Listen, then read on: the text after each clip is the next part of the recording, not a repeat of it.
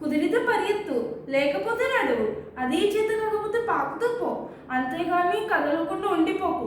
ఉద్యోగం పోయిందని, వ్యాపారం దెబ్బతిందని, స్నేహితులు మోసం చేశారని, ప్రేమించిన వాళ్ళు వెళ్ళిపోయారని అని ఉండిపోతే ఎలా? దేహానికి తప్ప దాహానికి పనికి రాని ఆ సముద్రపు కెరటాలు ఎగిసి ఎగిసి పడుతుంటే తలుచుకుంటే నీ తర్వాత ఏంటని వాడు కూడా నేను ముందు తలదించుకునేలా చేసే సత్తా నీకుంది. కానీ నీకు వచ్చిన కాస్త కష్టానికి తలదించేసుకుంటే అలాగా? ఈ సృష్టిలో చిన్న ఉన్నది ఏది ఆగిపోవడానికి వీల్లేదు.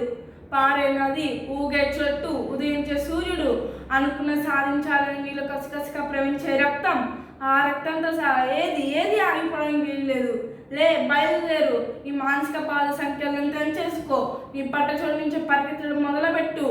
నీ పరుపు నుంచి ఈదించుకున్న బద్దగాన్ని వదిలే.